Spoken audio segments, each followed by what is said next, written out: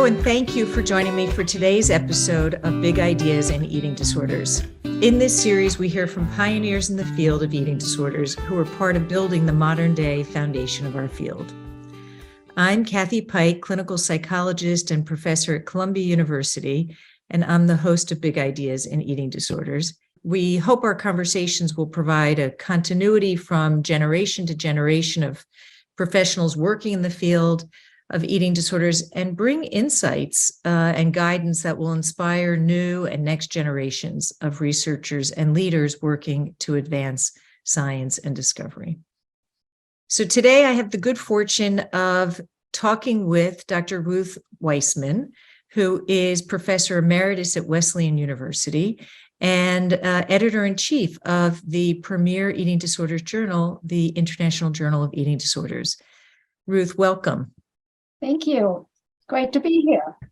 We're going to start, Ruth, sort of at the beginning, as we want to get a sense of how it is that you wound up pursuing a career as a psychologist, and then how did you get to eating disorders? So maybe we start with, when did you know you wanted to be a psychologist? I backed my way into psychology. I was born into a family where I was the first to go to college. I was desperate to leave home. And I grew up in a town in Germany, Stuttgart, that has actually a fairly large university. But about the only topic that you couldn't study there in terms of major fields was psychology. So I decided to study psychology because that was a good excuse to not be able to live at home and go to university in Stuttgart. So I chose psychology, not knowing hardly anything about it, but actually very quickly found the courses fascinating and, never looked back. I really enjoyed learning about psychology and ultimately becoming a psychologist. And I got into eating disorders, again, not in a very driven, purposeful way. Well, I think there is a sort of an unconscious thread, and that is, unfortunately, I have a sister who has lived with anorexia nervosa for much of my life. She developed her illness when I was probably 9 or 10 years old. And so I think part of me always wanted to understand her experience.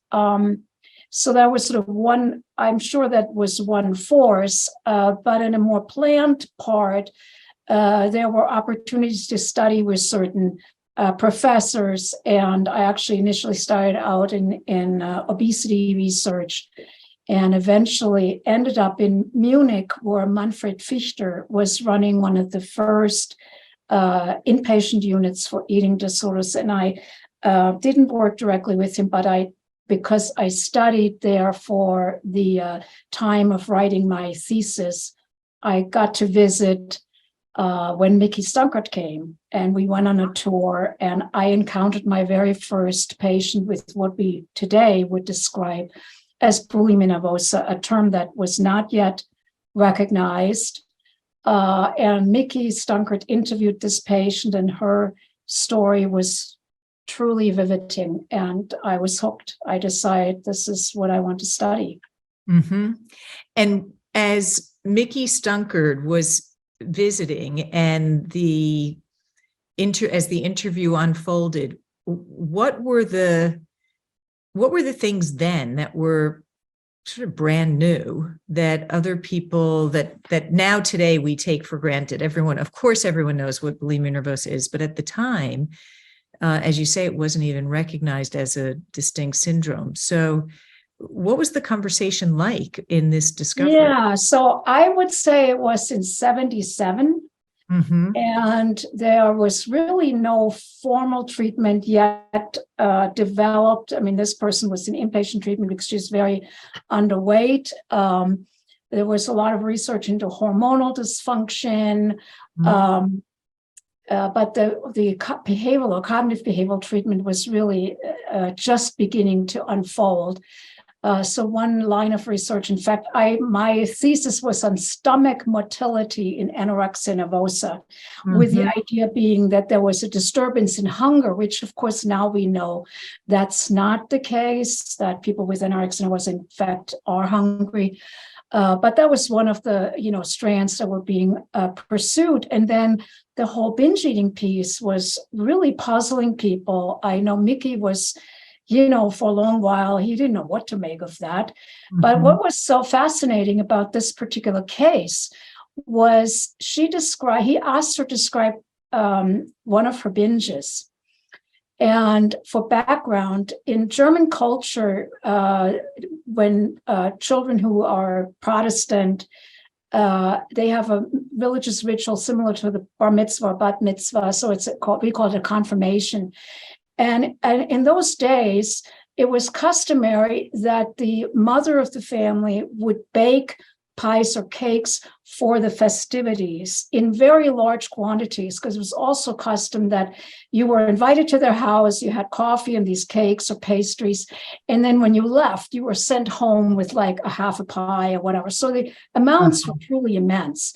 And so the family must have prepared 10, 15 pies, and they were all displayed.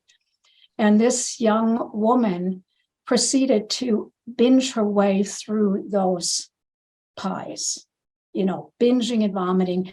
And it was both extraordinary in terms of the amounts. In fact, in my career in working with patients, I have not really had too many patients that in one sort of episode would go through this amount, but sort of the psychodynamics were also really compelling, that, to consume what was intended for this family celebration, who then was left without that very important offering. So that was, and I think that's one theme as I reflect on the field.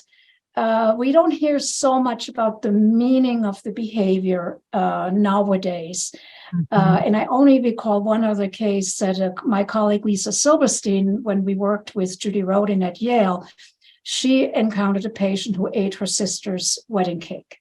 Right. As you say, we as a field have moved away from interpreting certain behaviors because of really reflecting the history of the field of psychotherapy. But in fact, there's meaning, right? There's meaning in behavior, and it will be important for us as a field. And maybe this is something for us to tag, and we can come back to. In the evolution of ideas, it's important to continue to go back around, right? And see, what are we gaining? What are we losing? And is there a place to bring this back in with our new understanding? Right? Yeah. So you say you're in Munich, right? You're in Munich, you're working on this. Was it an eating disorders unit per se? No, and in fact, my project was not, again, it was not related to Manfred Fichter's unit. It was the Max Planck Institute for Psychiatry. It was one of the world's preeminent research institutions for psychiatry. And I was fortunate enough to basically secure a spot as a student just to do my research there for my what was basically like a master's thesis, because in Germany you go straight for a master's. And so I worked in a psychophysiology lab, and so one of the quote applications of this new technology of measuring stomach motility with a tiny little magnet the size of an Advil that people would swallow, and then you'd place a detector basically to measure stomach motility. So that it was sort of coincidental. It wasn't like I sat down to study anorexia nervosa.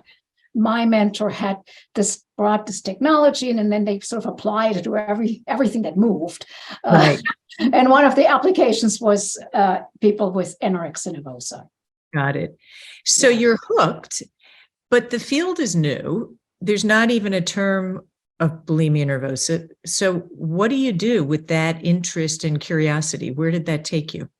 So effectively, I set it aside for a while. So I completed my work there at that institute, and I had my ambition was to have a doctorate, to go up for a doctorate. And it was a man's world then.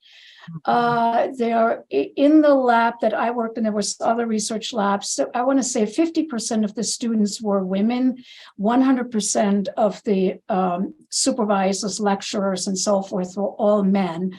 And as I was nearing the end of my work there as a research volunteer, and I hoped that they would keep me on a stipend to then do my PhD work. But I was told that there were no stipends for women. So I basically graduated and took a job as a clinical psychologist, nothing to do with eating disorders, but found out about the educational system in the United States. And after working for 1 year as a fairly young person, I was 25 at the time, working with patients that had very serious life crises and issues. And I was like, and my education was all theoretical. Mm-hmm. So I was like, what am I doing? How can I help these people? I don't have the tools. So I learned about more or less again through coincidence about the United States system, and ended up at the University of South Carolina as a clinical graduate student. And again, in the beginning there, didn't really research eating disorders very closely, although there was one professor that had some interest. And it really wasn't until I, again, through twists and turns of fate, ended up becoming a research assistant with Judy Rodin. And she specifically brought me onto her team because she was interested in developing a research line in eating disorders and knew that that was one of my areas of interest. And so that's how I ended up then being able to start focusing more specifically on eating disorders. Now, when you came to Yale, which was my good fortune because I was a graduate student at the time, so we got to meet those years ago, you had already completed your doctoral work, right? So did you finish? Except for my dissertation. I did my doctoral work basically on my own. I mean, she allowed me to use her lab for that, but I completed the actual thesis work while I ran her lab at Yale, and that was focused on stress and eating. But at the same time, we began really initially more theoretical work. And then she allowed me to basically start the Yale Eating Disorders Clinic, where we started seeing patients. And this early work, I mean, of course, I read everything there was to read. In fact, the first review paper that was published in American Psychologist, I kid you not, I think we cited every last paper. I mean, the literature was that small. Right. And so we developed, Judy and Lisa Silberstein and I met every week, and we developed sort of our psychosocial model, which of course later you joined that effort. And we developed a treatment approach based on these readings. And it was such an interesting period of time because there were other people like Christopher Fairburn and Terry Wilson and people out there all working in parallel, developing treatments. And in my case, I didn't write a single paper on all of that, which, it's sort of hard to fathom today. But I came from a background. I never thought I had anything to say. I never thought what I thought was worthy writing down. And so our early treatment was by design group therapy, and it was cognitive behavioral. But it was very important to me that it had to be done in group context, because I had this whole feminist framing of eating disorders, informed by fat as a feminist issue, by the fact that in those days, we thought it was basically a woman's problem. And we thought it had to do with women's particular position in society, and influenced by the consciousness raising group model. I thought it was really important to bring women together and have them talk about their experience. And in those days, women really hadn't heard. I mean, they were blown away that there were other people. That there were other people. Binge eating, right?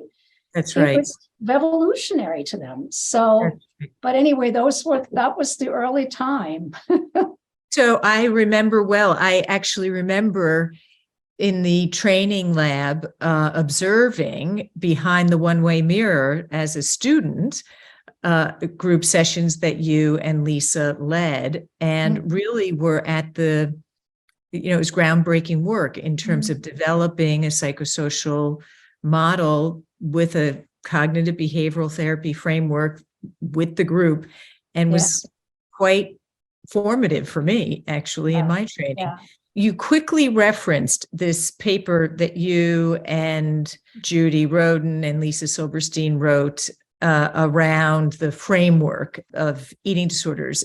Could you spend a few more minutes on that? Because really it is such a foundational piece of scholarship that I'd love to hear some more about how your thinking evolved and how you built this paper on the normative discontent of eating disorders.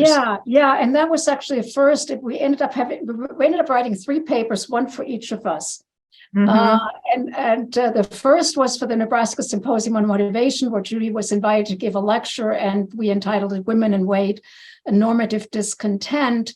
And so that really focused on the whole issue of the pervasiveness of feeling fat, basically, or wanting to avoid having to feel fat. So this whole focus on body image and dieting, and we were very influenced by Janet Polivy at the time, had written a paper on dietary restraint and the adverse consequences of that.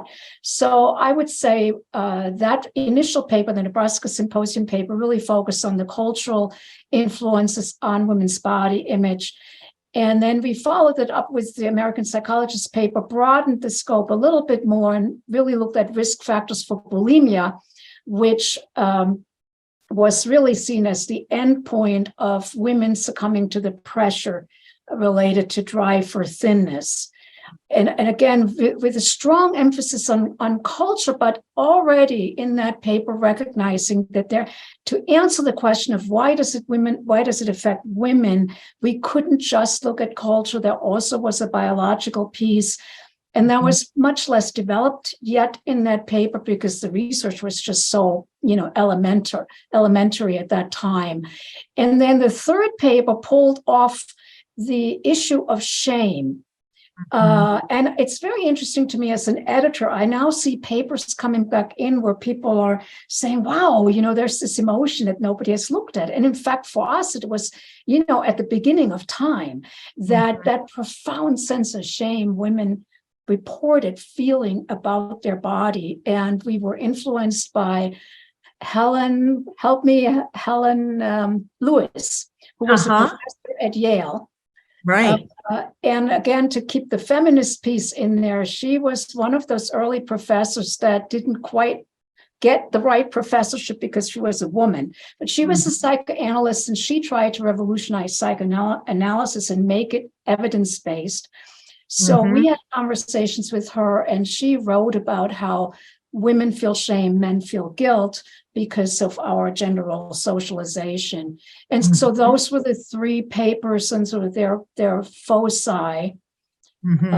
And I think that the American Psychologist paper, which I later updated with Cindy Bulick, incorporating some of her genetic research, I think it holds up to this day. I mean, we can fill in more of the picture, but the basic ideas are still, really relevant.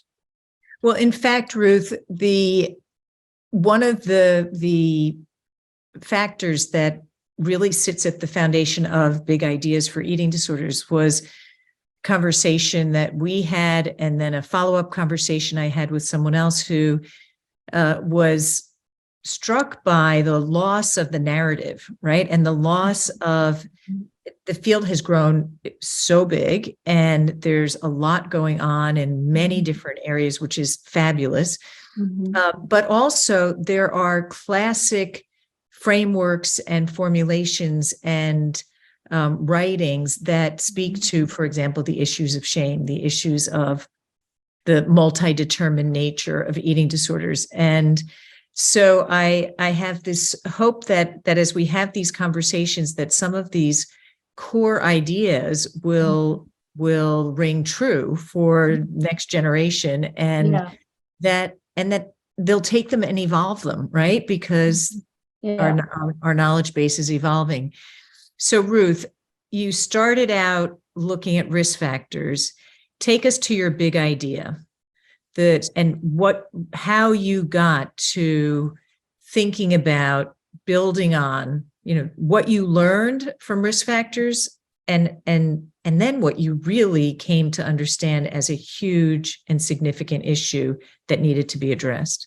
Yeah, the link from risk factors may feel a little indirect. What the risk factor research did show was that culture played a role in leading to developing the disorder. But I also began to realize that culture plays a role in maintaining or worsening the eating disorder. And one of those cultural, through stigma, through denying treatment, through not having enough treatments available. And so that's the link. And so my big idea is that if you treat eating disorders properly, not only does the patient get better, but you're actually achieving positive outcomes in terms of cost savings. Because I felt that one of the cultural barriers was that there wasn't the will to provide enough resources, either for having enough therapists or treatment centers available, or providing insurance reimbursement for those treatments. And so my big idea was I wanted to show that if you treat people with an eating disorder, A, they will get better, and B, you will reduce costs in form of subsequent treatments, either because you no longer have to treat the eating disorders itself, and because you will have fewer adverse sequelae. We now know, of course, that there are lots of secondary health problems associated, or you're preventing inappropriate treatments. I mean, I treated one patient who had her gallbladder removed, not because there was anything wrong, but she was too embarrassed to admit that her abdominal pain was because she was binge eating. So that's the big idea. So on the patient side, I believe there still are people who either are too ashamed to come forward to that problem, or don't realize that there are solutions that are helpful.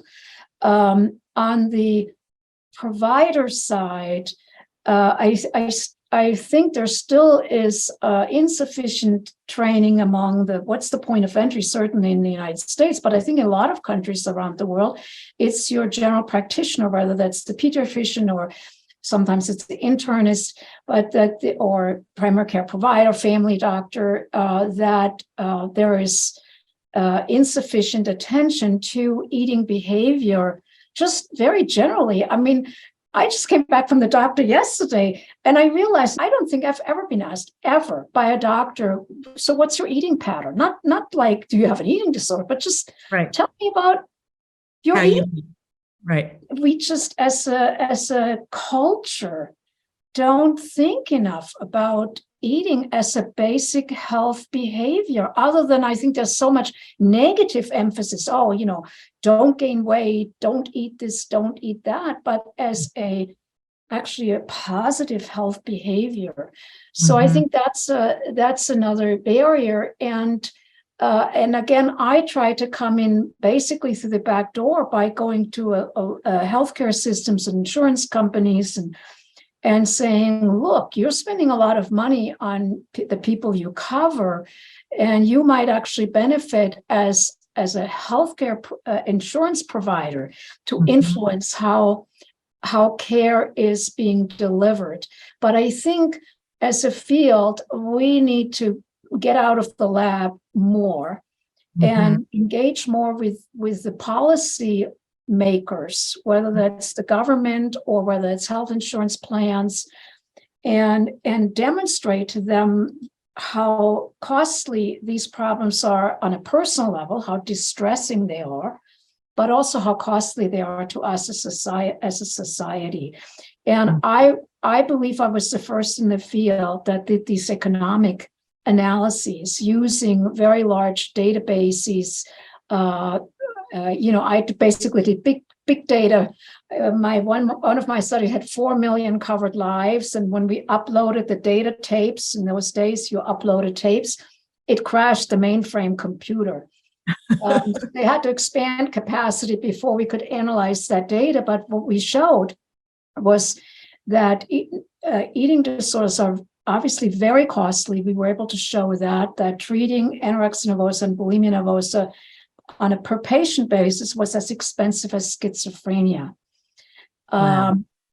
But we also were able to show that the eating disorders were undertreated. So when we looked at how many sessions or days of treatment people got with a diagnosis of bulimia nervosa, for example, it was far, far less than what treatment guidelines would recommend. So utilizing, insurance companies' very own data, we were able to show that there was a problem that I felt needed to be addressed.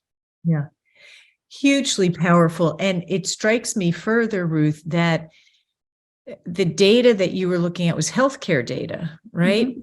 And in addition to the straight healthcare cost, there are related costs that are frequently, in the case of mental illness, even greater than the healthcare cost. When you look at days of inability to work, the lost economic engagement, the burden on family, the related interpersonal burdens that translate into other costly behaviors in society, it's, if anything, it's an underestimate of the cost, and it's already a huge estimate of cost. Yeah. I mean, we know that educational attainment is less in if young people develop an eating disorder, and on and on. So so the burdens are just amazing. And I think as a field, we just have to, I know there's a lot of efforts to bring that to the fore, but we just got to keep at it. Yeah. Ruth, you talked about Manfred Fichter, who was a leader in the field of eating disorders when you were a student. You talked a bit about Judy Roden. Who are the mentors who stand out for you, and what are your thoughts about mentorship in this field for those who are just coming up in the field of eating disorders? Well, I certainly credit my research career to Judy. That I learned incredible amounts from her, from watching her. And I wasn't directly a mentee, and she always made a very clear distinction between her students. You were a student, and those people were the focus of very active mentoring. But I learned a lot, of course, through the opportunity and through my conversations with her and through observing her. And I think the biggest lesson that I learned from Judy was, well, actually 2 lessons. She was absolutely fearless. She said, if you haven't failed, you just haven't tried anything hard. So that was one lesson. Just get over yourself, go fail.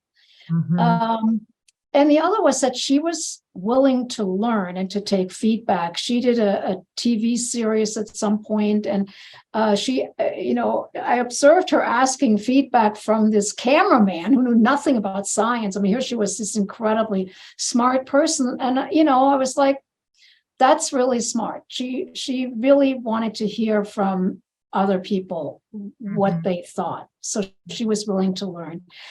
Other than that, I would say I really didn't have mentors, in part because I came from a culture where, I was not worth investing in, let's just put it that way. But there were later people who I wouldn't call them mentors, but who were very important partners. You were one, and Terry Wilson, of course, was hugely important in the work with Kaiser. And I think one thing I want people coming after us, early career scholars, to know, sometimes it can feel like when you look at someone like what I did with that study and go, oh, it's all linear. She had an idea. She wrote a grant. She did the study. That project took 5 years before I even wrote a grant, because the challenge was for my idea to work, I needed to have a health plan because I needed to have the health service use data, which in the United States, you can't collect unless you are within a system because we don't have national data, right? And so I shopped this idea around. I started with Harvard Health Plan. They were a go. Then they went bankrupt. Then I went to UConn, and then I gave up. And I had a chance encounter with a colleague who had connections to Kaiser. And he asked me, well, what are you going to do? Pete Lewinson. And I had dinner with Pete and said, what are you going to do next? And I said, I don't know, because the project I really want to do, I can't do. And I don't want to just do something for the sake of doing research. And through his connection with Kaiser, I was able to get a foot in the door there, but to succeed, I brought Terry. And I didn't know Terry all that well, but I called him up and I said, Terry, I have to pitch something to you. I want you to go to Portland, Oregon with me, and I have no money to pay you to go. You have to pay your own way. And here's what we're going to do. We're going to pitch them. I told him the project. And he was like, sounds great. So off we went and we pitched our project. And there was we had this great collaborator, Linda Barr, who was fabulous. But one of her higher ups was in the room, and he was extremely rude to me. Disregarded me. I was just a little woman, and he kept focusing on Terry, even though Terry made it very clear. I mean, this is Ruth's project; it's her idea. He completely sidelined me, ignored me, and so when we debriefed from the meeting.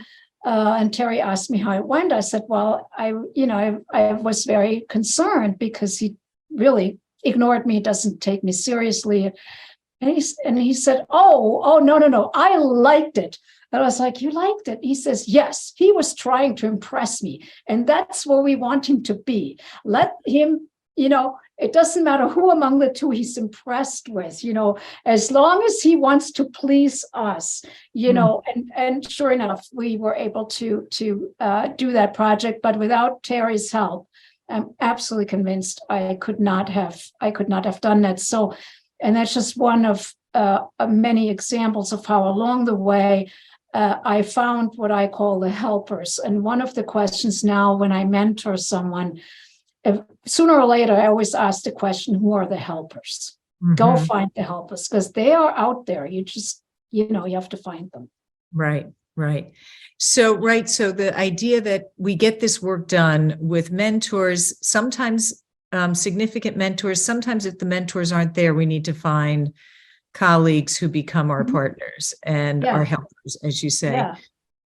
We are enormously lucky that you didn't give up and that you pursued these ideas and this research around the economics, around the burden of eating disorders. We have a ways to go, but really you've set the foundation. As your career evolved, you've become the editor-in-chief of the International Journal of Eating Disorders.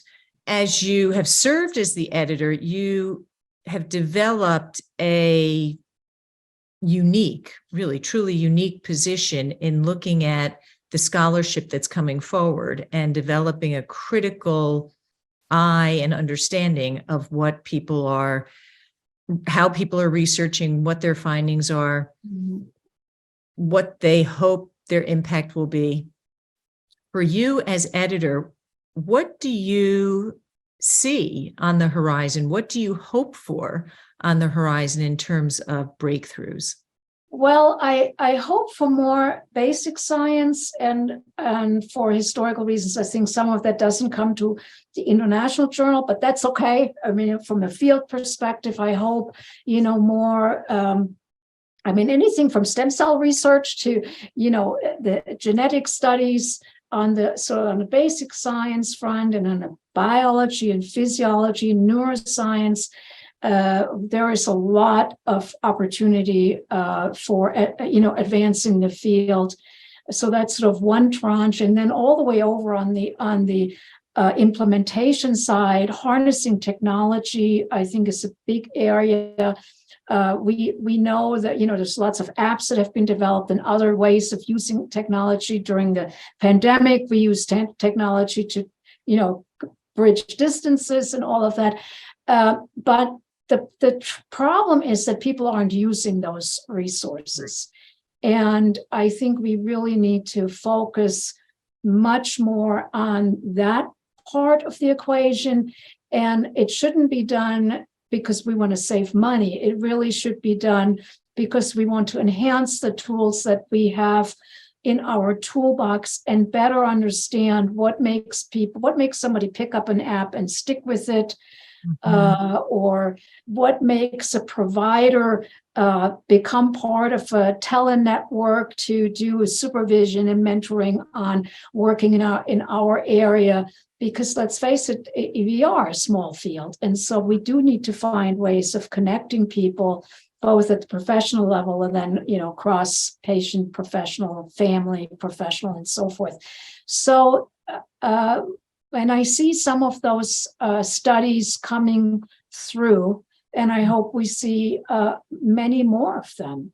So, Ruth, you've really journeyed far in this story, right? From your own personal experience of having a sister with an eating disorder, a very severe eating disorder, but not consciously pursuing eating disorders for that reason, although it clearly sensitized you to the seriousness of the issues, backing into eating disorders in your studies, and then really becoming a leader in the field of understanding the sociocultural determinants and risk factors, the burden, the complexity of eating disorders, and now sitting as editor-in-chief of or editor of the International Journal of Eating Disorders. It's really an impressive journey you've been on, Ruth. Congratulations.